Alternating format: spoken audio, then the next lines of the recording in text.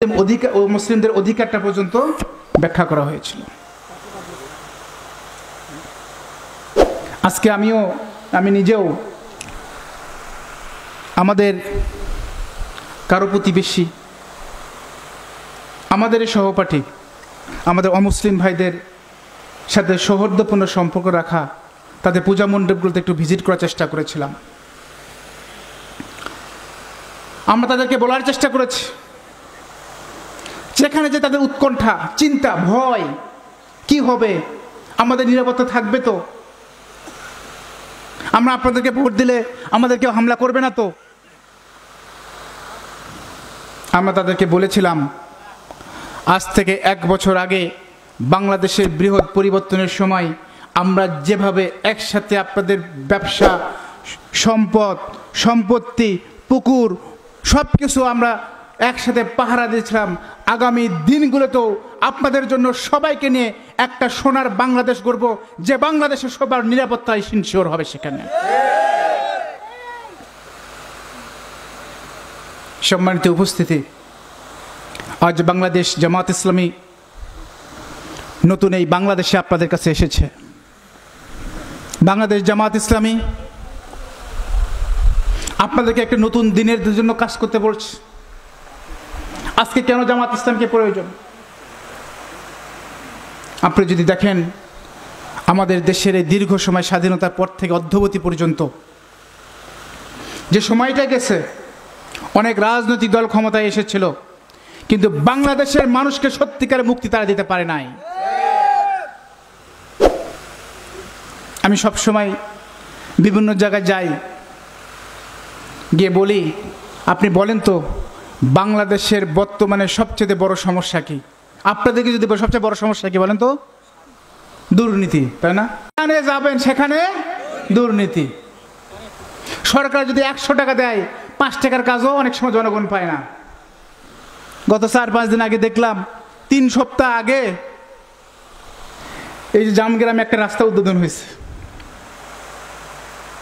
3 সপ্তাহ পার হয় নাই, বাচ্চারা এভাবে হাত দিয়ে রাস্তা তুলতেছে, কারণ এত বেশি দুর্নীতি হয়েছে যে রাস্তায় আর চলার মতো কোনো অবস্থা নাই।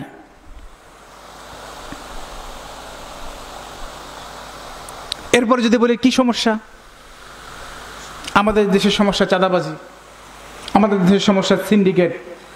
এই সমস্যাগুলো নিয়েই আমরা বারবার চেষ্টা করে বাংলাদেশকে এগিয়ে নিতে পারছি না।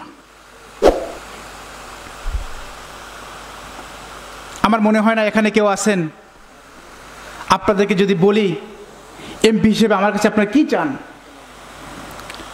কেউ বলবে না যে বাবা তুমি আমাকে 3 বেলা ভাত তুলে খাবা, কেউ বলবে এটা? বরং বলবে আমার যে ছেলেটা বিশ্ববিদ্যালয় থেকে পড়াশোনা করেছে, কলেজ থেকে পড়াশোনা করেছে, আমি এমন বাংলাদেশ চাই যে বাংলাদেশ অন্তত তার একটা চাকরি দিবে, ঠিক না? কিন্তু দুঃখজনক হলেও সত্য, আমাদের দেশের অফিসিয়ালি 27 লাখ, কমপক্ষে 4,40,00,000 লাখের ওপর বেকার আছে, যাদের যোগ্যতা থাকার পরে চাকরি পাচ্ছে না। আপনাদেরকে যদি বলি, আপনার বাচ্চারা স্কুল যায়, কেমন স্কুল চান, কেমন প্রতিষ্ঠান চান? সবাই চাইবে এমন প্রতিষ্ঠান চাই যেখানে শিক্ষা ব্যবস্থার মানটা একটু ভালো, তাই না? আমরা আমাদের সন্তানদেরকে বিশ্ববিদ্যালয়ে পাঠাই ঘুমাতে পারি না। বিশ্ববিদ্যালয়তে মারামারি হয়, পড়াশোনার পরিবেশ নাই, শিক্ষা প্রতিষ্ঠানের প্রধানরা রাজনৈতিক ম্যানেজমেন্ট নিয়ে ব্যস্ত, তাই হয় না? আপনারা যখন অসুস্থ হন, মানুষ যথাযথ সেবা পায় না। হসপিটালগুলোতে কি জঘন্য পরিবেশ, সেখানে রুগী তো ক্যাবিন তো দূরের কথা, কি আছে, ফ্লোরেও জায়গা পাচ্ছে না।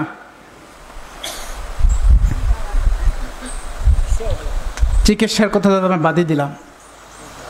আল্লাহ যদি বাংলাদেশ জামাত ইসলামীকে কবুল করে, রাষ্ট্রের জন্য জামাত ইসলামী কবুল করে, জামাত ইসলাম শিক্ষা ব্যবস্থায় এমন পরিবর্তন নিয়ে আসবে, আমাদের স্বাস্থ্য খাতে এমন পরিবর্তন নিয়ে আসবে। আমরা আগেও বলেছি, আমাদের দেশে অনেকভাবে পরিবর্তন করা সম্ভব, যে পরিবর্তনের মাধ্যমে বাংলাদেশের মানুষের সত্যিকার গুণগত পরিবর্তন হবে। সেটা কিভাবে হতে পারে? আপনি দেখেন, আমাদের মধ্যে এমন মানুষ আছে যে দিন এনে দিন খায়।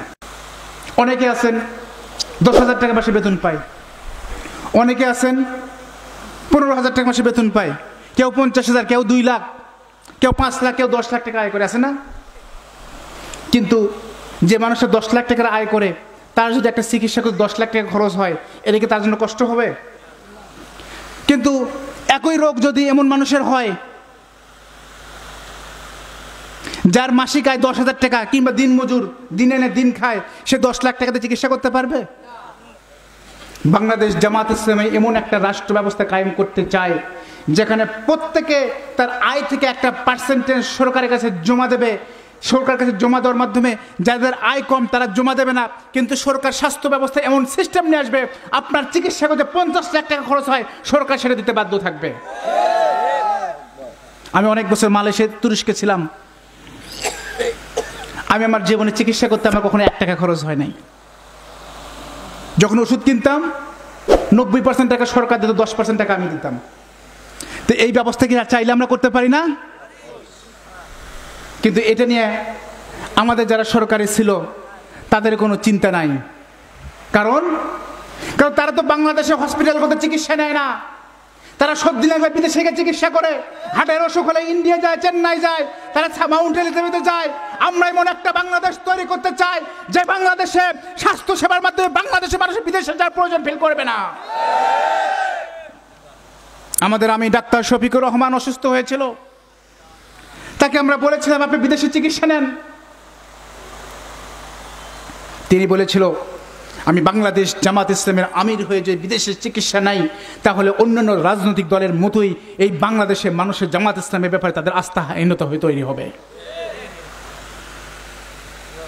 সম্মানিত উপস্থিতি, আজ আপনি যদি সত্যিকার একটি বাংলাদেশ চান, তাহলে আমাদেরকে দুর্নীতিমুক্ত, চাঁদাবাজ মুক্ত, সিন্ডিকেট মুক্ত একটি বাংলাদেশ তৈরি করতে হবে। আমি যখন এলাকাগুলো যাই তখন বলে আপনাদের সমস্যাটা কি? 99% বলে আমাদের 1 নম্বর সমস্যা আমাদের রাস্তা নাই, রাস্তা থাকলেও ভেঙে চলে যাচ্ছে। এরপরে বলে যদি কি সমস্যা, আমি দেখেছি কাহরনন্দী গ্রামে এই এলাকার সবচেয়ে বড় দ্বিতীয় একটা সমস্যা হলো 3 দিন যদি টানা বৃষ্টি হয় তাহলে এমনভাবে জলাবদ্ধতা তৈরি হয়, রাস্তাঘাটগুলো তার হাঁটার পরিবেশ থাকে না। এর কারণটা কি? এই যে ড্রেনেজ সিস্টেম না থাকার কারণে, ড্রেন না থাকার কারণে এই কাহরনন্দী গ্রামে, কিংবা কিছু কিছু জায়গায় সরকারি অর্থনীতি ড্রেন হয়েছে, ড্রেনগুলো ভেঙে পড়ছে। এই পানিগুলো আমাদের ঘর থেকে যেগুলো বের হচ্ছে, এই পানিগুলো আপনার নদীতে খালে যেতে পারছে না। বৃষ্টির কারণে যে পানি হচ্ছে, এই পানির কারণে জলাবদ্ধতা তৈরি হয়ে আমাদের ফসল নষ্ট হচ্ছে, আমাদের জীবনের ক্ষতি হচ্ছে, বাচ্চারা স্কুলে যেতে পারছে না, আমরা ঘর বার থেকে বের হতে পারছি না। কিন্তু আমরা যদি একটা সিস্টেম দাঁড় করে ফেলি, তাহলে মাত্র কয়েক বছরের ভিতরে আমি দৃঢ়ভাবে বিশ্বাস করি আমাদের এই ড্রেনেজ সিস্টেম কিন্তু সুন্দর একটা সিস্টেম দাঁড় করানো সম্ভব। আপনি যেখানেই যাবেন,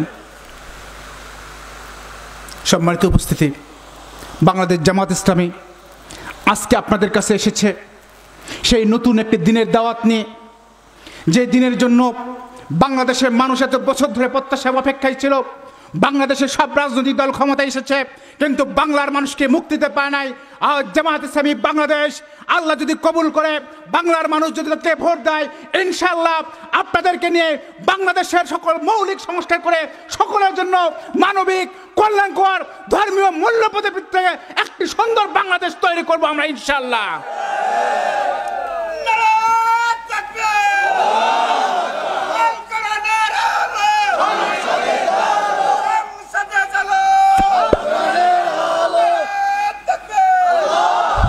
আমাদের জনপ্রিয়তা যখন বেড়ে যাচ্ছে,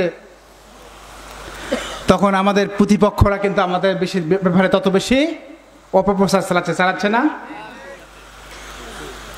আজকে দেখলাম একজন বলতেছে আপনারা যদি বগুড়া থেকে প্রধানমন্ত্রী চান তাহলে ধানের শেষে ভোট দেবেন, আপনারা যদি ঘরে ঘরে ঘরে চাকরি চান উমুক মার্কায় ভোট দেবেন, আপনাদের সন্তানদের যদি ভালো ভবিষ্যৎ চান উমুক মার্কায় ভোট দেবেন। আমরা বগুড়ার মানুষ এত বোকা নয়। আর আমরা মার্কা থেকে বছরের পর বছর ভোট দিয়েছি। এই যে সেদিন দমদমাতে গেলাম, দমদমাতে গেলাম, মানুষের ঘর থেকে বের হওয়ার রাস্তা নাই, রাস্তা বন্ধ করে রাখছে মানুষ, সেখানে বীজ বপন করার জন্য চিন্তা করতেছে। আমি সেদিন বীরকেদারে গেলাম, মানুষেরা রাগ করে সেখানে ধান চাষ করছে। আপনারা রাস্তা দেবেন না, হসপিটালে মান উন্নয়ন করবেন না, আর বগুড়ার মানুষ বছরের পর বছর ধরে মার্কা দেখে আপনাদেরকে ভোট দেবে, সেই দিন আর নাই। মার্কা দেখে, দল দেখে তোর ভোট দিন শেষ। মানুষ এখন থেকে তার প্রার্থী সৎ কিনা, তার প্রার্থী যোগ্য কিনা, তার প্রার্থীর নিষ্ঠাবান কিনা, তার প্রার্থী সেই যোগ্যতা আছে কিনা, এই একবিংশ শতাব্দীতে 2025 সালে সমস্ত চ্যালেঞ্জ মোকাবিলা করে কাহারও নন্দীগ্রামের জন্য কাজ করতে পারবে, সেটা দেখবে। আমরা তো বগুড়ার মানুষ বিশ্বাসই করেছিলাম, তাহলে এত বছরে কেন আমাদের সিটি কর্পোরেশন এখনো হয় নাই? বাংলাদেশের কত পিছিয়ে পড়া অনেক বগুড়া জেলা শহরগুলো সিটি কর্পোরেশন হয়েছে।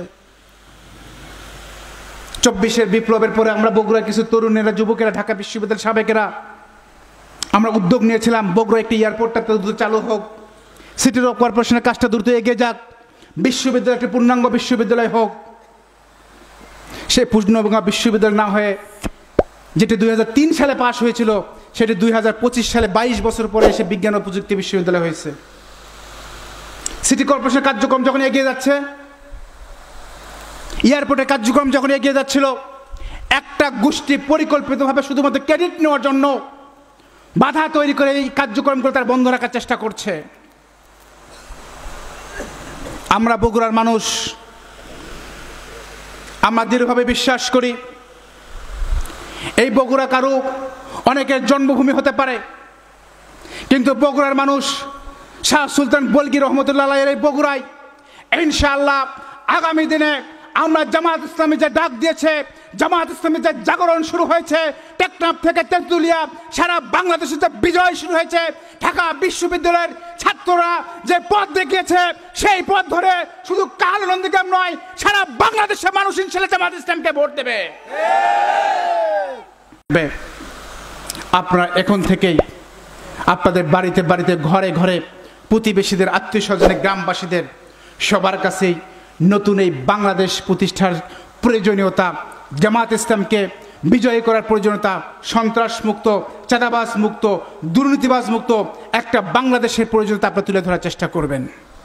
আমাদের সমাজের সবচেয়ে গুরুত্বপূর্ণ অংশ হলো আমাদের মায়েরা। এই মায়েদেরকে পিছিয়ে রেখে আমাদের বাংলাদেশ কখনো এগিয়ে যেতে পারে না। আমাদের বাংলাদেশে অনেক নারী প্রধানমন্ত্রী ছিল, কিন্তু দুঃখজনক হলেও সত্য, আমাদের মায়েদের মৌলিক অধিকার পর্যন্ত আজও আমরা বাস্তবায়ন করতে পারছি না। আমাদের 91% মুসলিম রাষ্ট্র, মুসলমানের বাংলাদেশ। আপনি বলেন তো, আমাদের একজন কর্মজীবী মা যদি বগুড়া শহরে যায়, এই ঘর থেকে বের হওয়ার পর বগুড়া শহরে গিয়ে যদি জোহরে আজান দেয়, মসজিদে গিয়ে ওযু করে তার কোনো ব্যবস্থা আছে? তার যদি টয়লেটে যাওয়ার প্রয়োজন হয়, তার কোনো ব্যবস্থা আছে? আমরা তো আমাদের মায়েদের, বোনদের এই মৌলিক অধিকার পর্যন্ত আজও বাস্তবায়ন করতে পারি নাই। আমরা জামাত ইসলামী বাংলাদেশ এমন কল্যাণ রাষ্ট্র বাস্তবায়ন করতে চাই, যেখানে একজন নারী ঘর থেকে বের হওয়ার পর ঘরে ফিরে আসা পর্যন্ত পূর্ণ নিরাপত্তা পাবে, পূর্ণ সার্ভিস পেয়ে তার দিন পরিচালনা করার চেষ্টা করবে। সে যাই, অনেক দেশে আমার স্ত্রীর সন্তানদেরকে নিয়েই ঘোরাফেরা করেছি। একটা মার্কেটে যাবেন, আপনি চাইলে বাচ্চার যদি খাওয়ানোর প্রয়োজন হয়, বাচ্চাকে তার মা দুধ খাওয়াতে পারে, সেই ব্যবস্থা আছে। একজন মায়ের যদি বাথরুমে যাওয়ার প্রয়োজন হয়, সেই ব্যবস্থা আছে। তাদের নামাজের ব্যবস্থা আছে। এরকম আমাদের সমাজের প্রতিটি ক্ষেত্রে নারীদের যে মৌলিক চাহিদা, এই চাহিদাগুলো আমাদের বাস্তবায়ন করা অনেক বেশি জরুরি।